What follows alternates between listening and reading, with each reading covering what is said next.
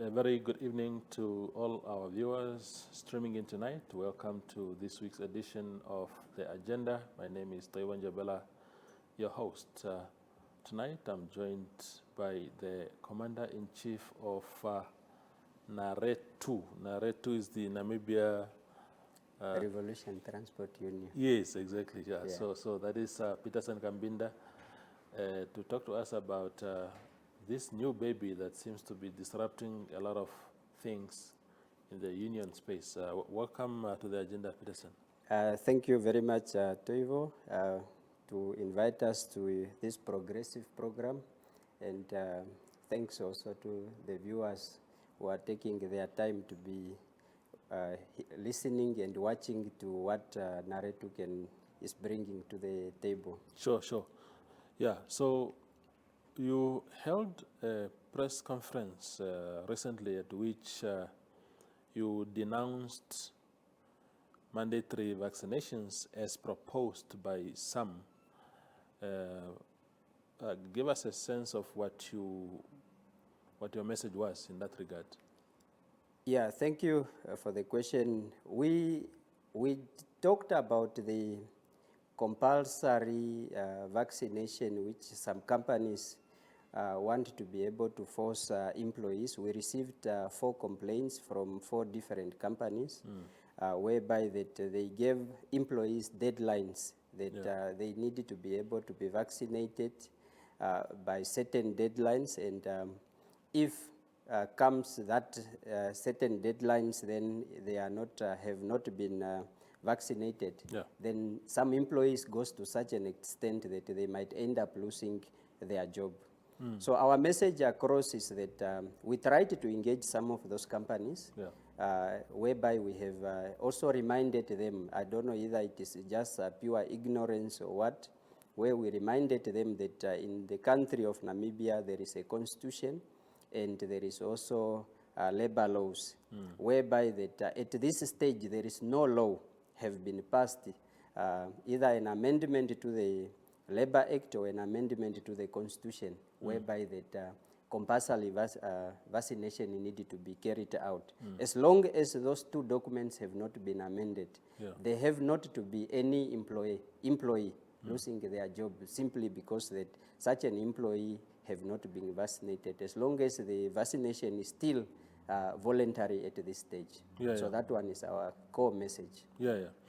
How do we balance, Petersen, between maintaining a healthy workforce in the country and healthy industries, meaning the productivity in those companies is optimal because the employees are at work, they are not on some oxygen machines in hospital battling COVID-19.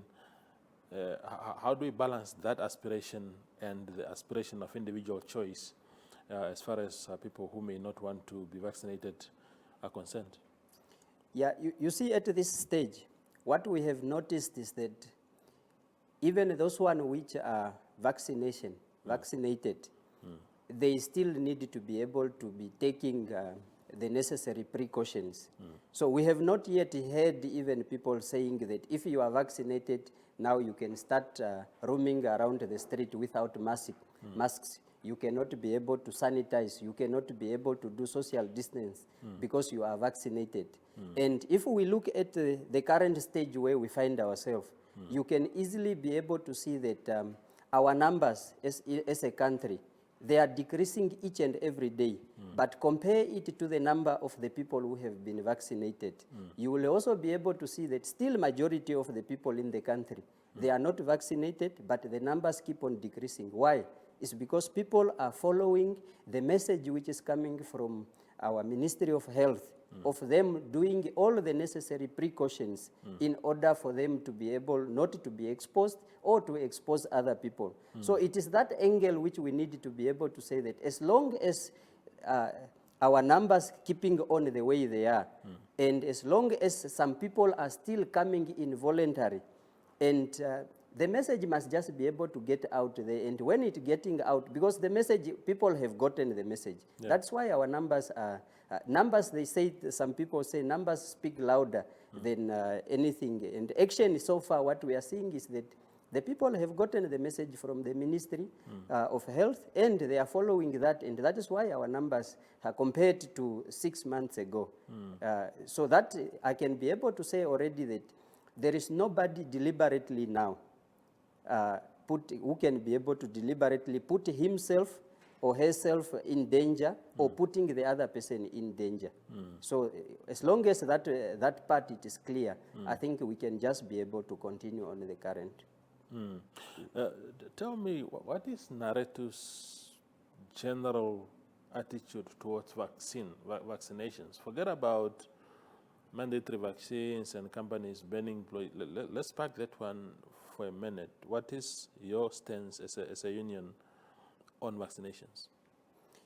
The stand for us, and even if I have to be able to speak now, it is going to be NARETU's position, is that I think there is still a room for improvement from the general public and the custodian, which is our health ministry. There is still a room of a serious improvement. Because why some people, they are so skeptical? There is just a lot of information going around. And sometimes when there is a lot of information going around, myself speaking not from a medical perspective, myself still also even as from my side, I might be able also to say that there is still a lot of, I am still in between. And just like any other people, that we are lot of us are in between, because you will be able to find a lot of information are coming from different sources, and then the counter from the ministry. Sometimes it is also not, you might also be able to say that the Ministry of Health is also not countering very well to balance the situation with the message which is coming in. Because how do you find some companies, I saw the other day on another WhatsApp group yesterday, that there is a certain company paying employees 7,500 just for them to be able to be vaccinated and all of those type of things, and giving all of this type of rewards and so on. I believe that for a person, for your own health, nobody needs to be able to reward you just for you to be able to stay healthy or to stay safe. In fact, it's supposed just only to be that the message just needed to be able to get to the people. Once that message had been gotten to the people, it's supposed not to be able for people to be rewarded for their own health. I hear you. But do you understand, Petersen, that you carry a very serious responsibility as a union to have a proper position on vaccinations? Because, of course, you are right in saying that there are many information and counter-information coming through, so much that somehow people are confused. They don't know whether to take the vaccines or not.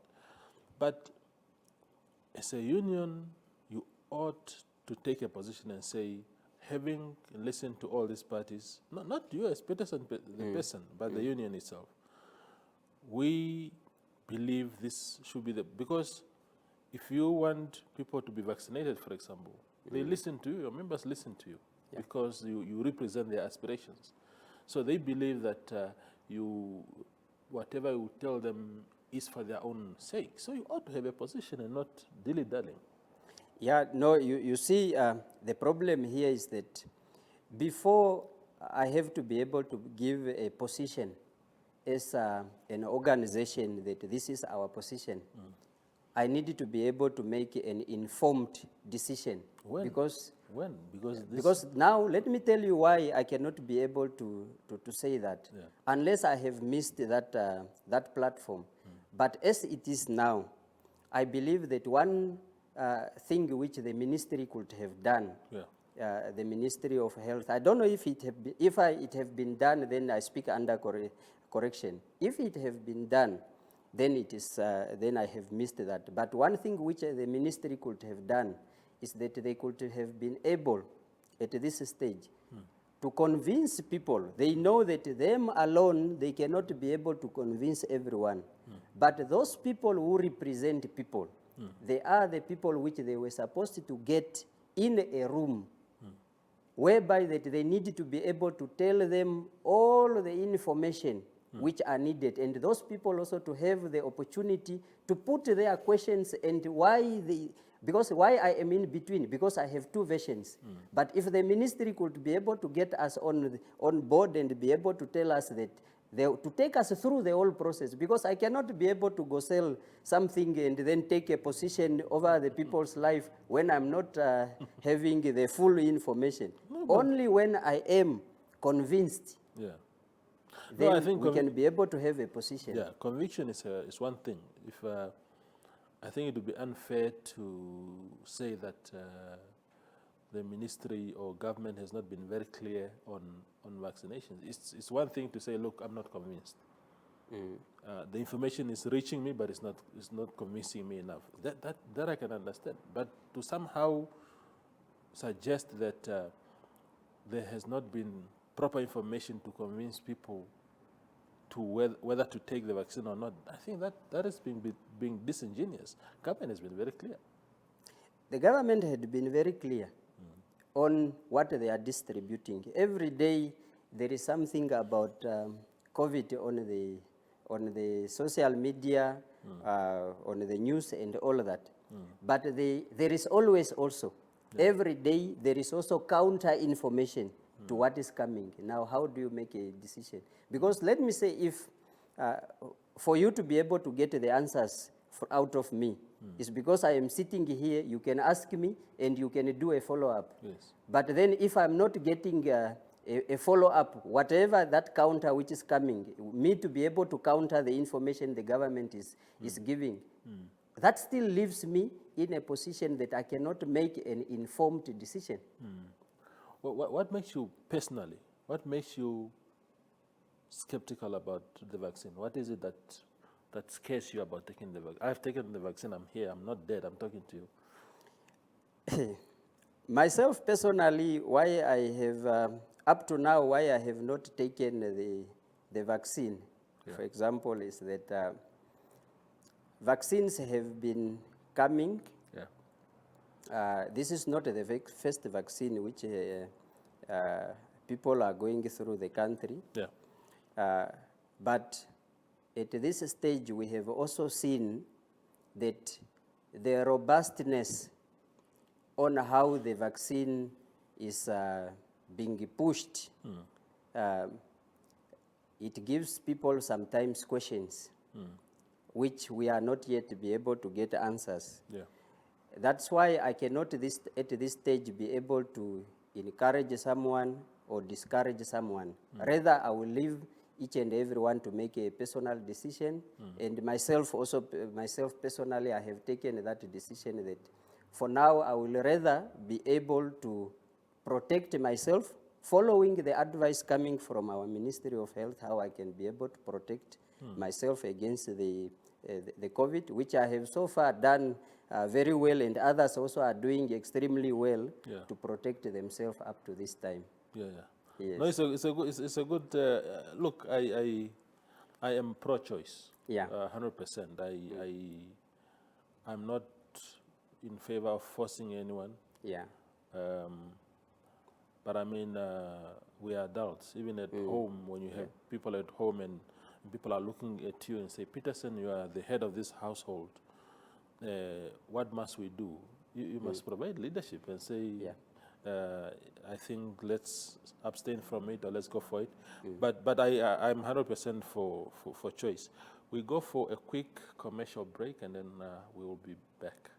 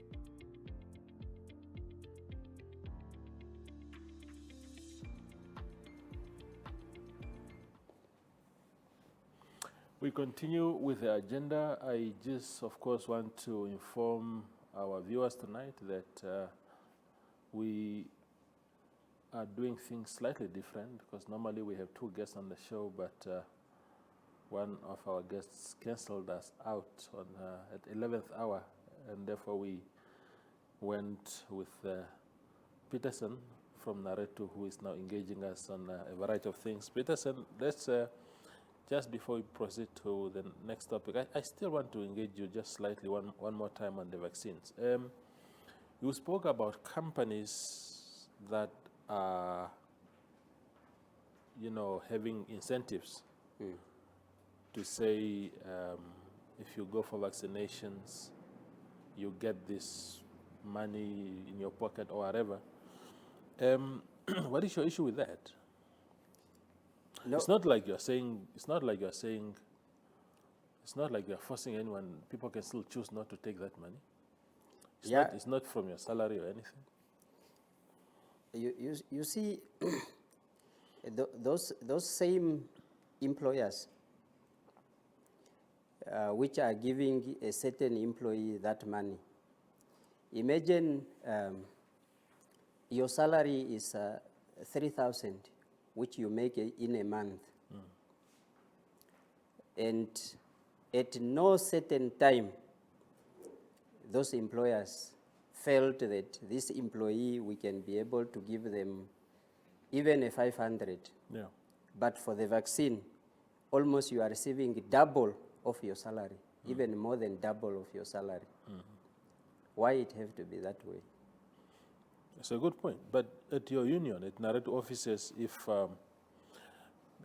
my understanding or the only thing that I can think of really is that companies or employers are trying to protect productivity, the output. Now, we are told by the science people that if you get vaccinated, your chances of hospitalization or even serious sickness are lower than those of unvaccinated people. Of course, there's a huge debate about all these things. But at your union offices, if the secretary is away, is in ICU for 3 weeks, you would rather have her or him at the office. But and if there's anything that you can do to prevent hospitalization, you would have to do what you have to do to do that. Isn't that the same logic that the employers are using? That is why I'm sure that since you are in this media, I'm sure that you have come across a lot of versions of why this vaccination and the aggressiveness and the effort which had been put on. But to my side, I still believe that sometimes money is not the only thing which can be able to make people to understand and to take the right decisions. Is it sustainable? How many companies can afford to be giving people money? How many people can be able to afford incentives? Because now if let me say, for example, 20% of companies in this country, they keep up with these incentive things. Other employees, they are also not going to be taking those vaccines as per se. They will be able to say that, let us also just wait, all of us. You must remember that these people, they are on WhatsApp groups. They can also be able to say that, no, look, we have seen that company A, when their employees, none of them have taken the incentive, then the company brought in the incentive.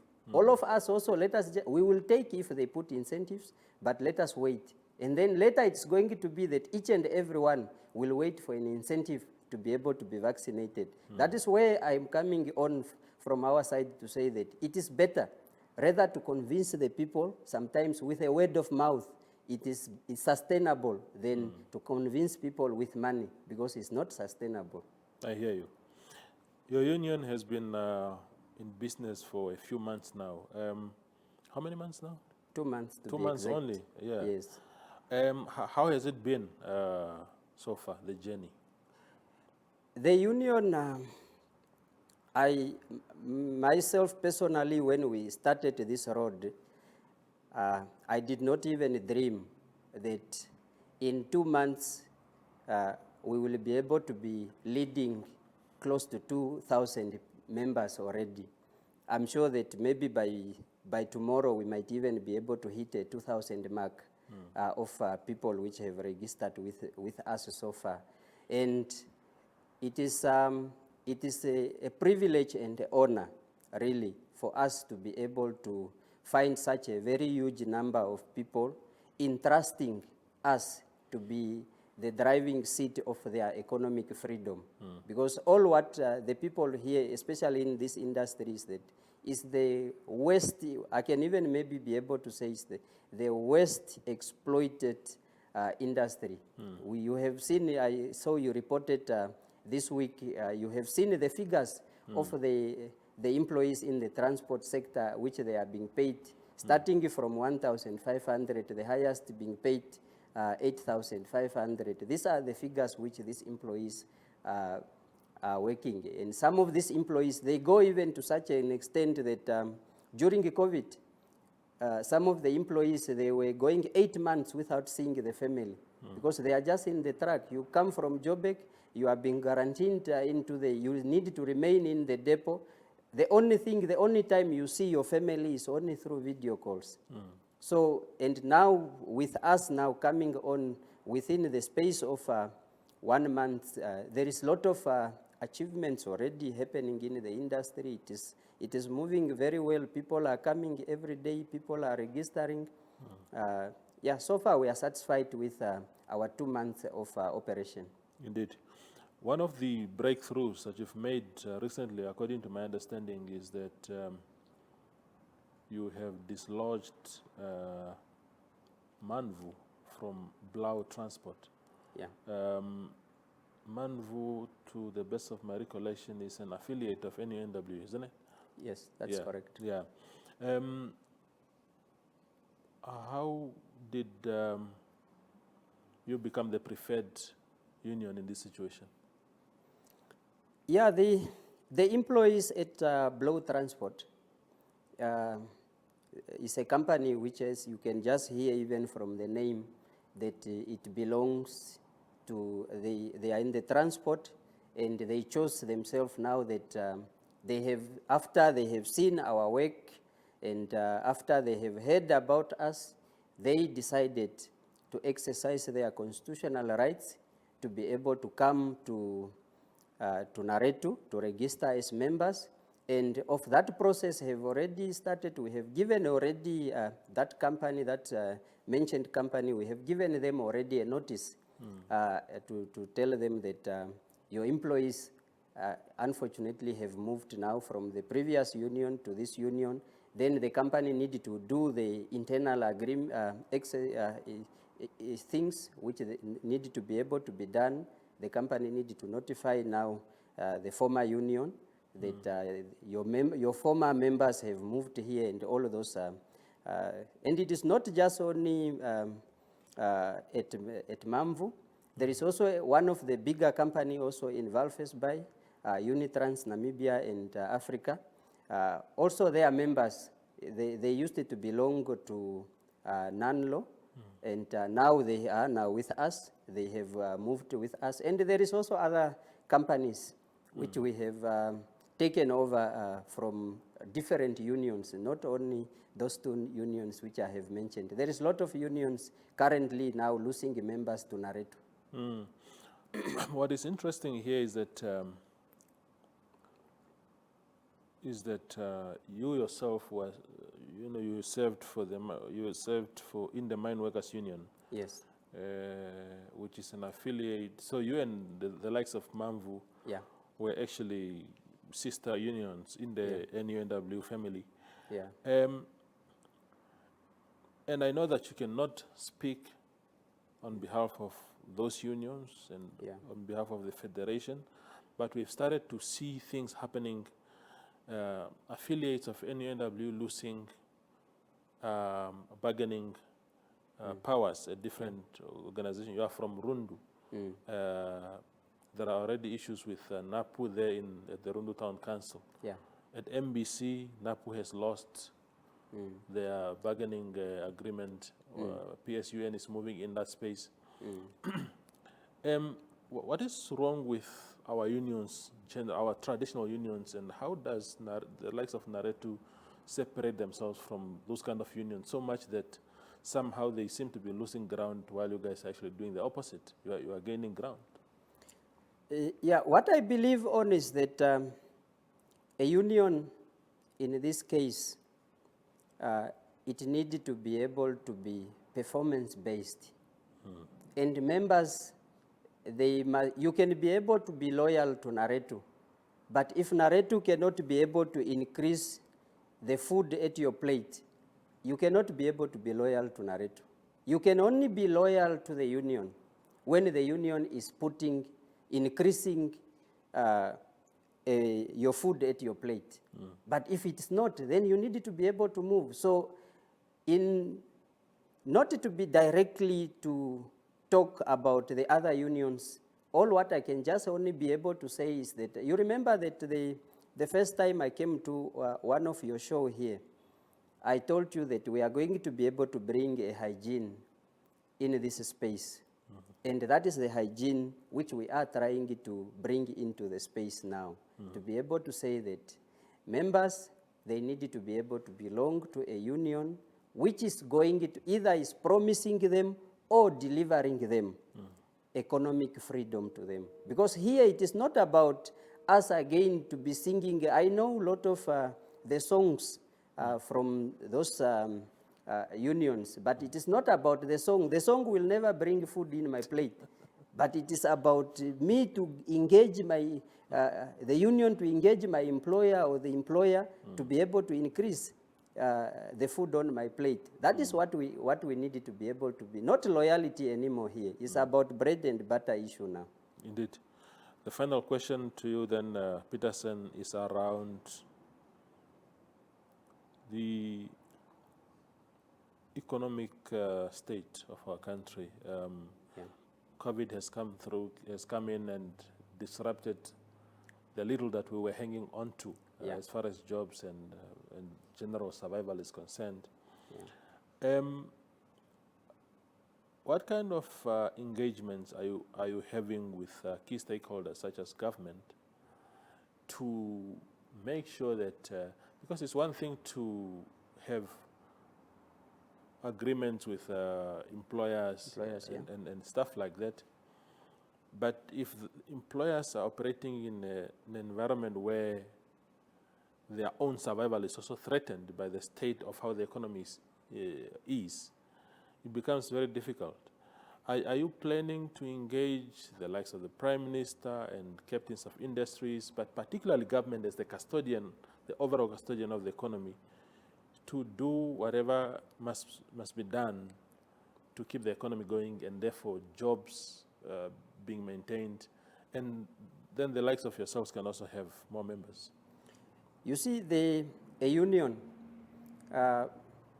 some people, they look at a union as a problematic, like a problematic child.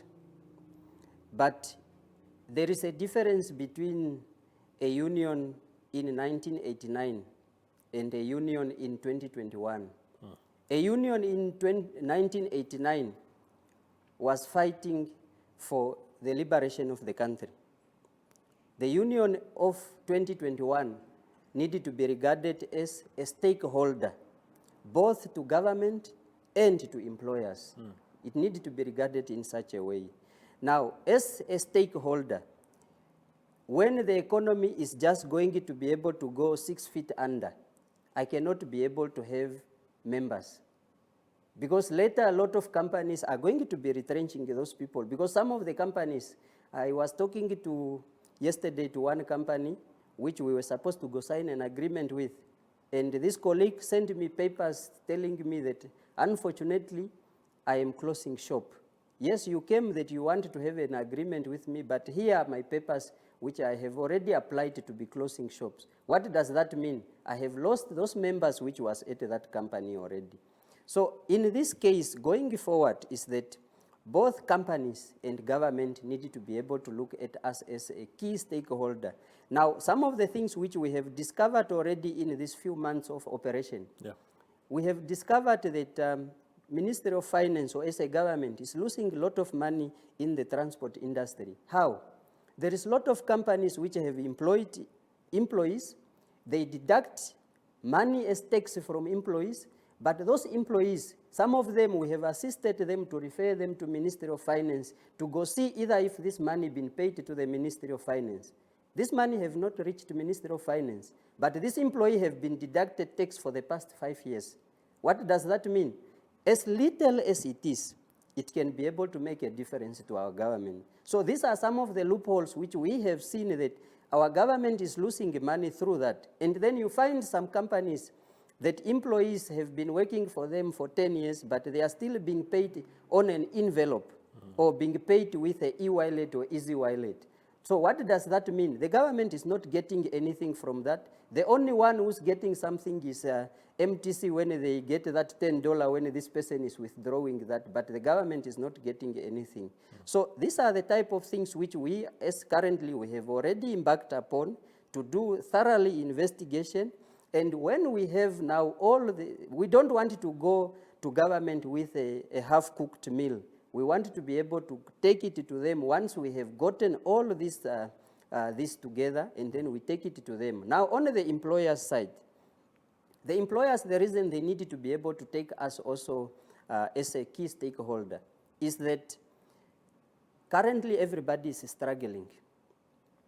Now, as everybody is struggling, the employers, you find some of the employers letting their employees working odd hours. A person is driving from Johannesburg or Cape Town, is going to offload in Oshakati, and he's been given that you need to be able to drive because tomorrow you have to go offload in Oshakati. What does that mean?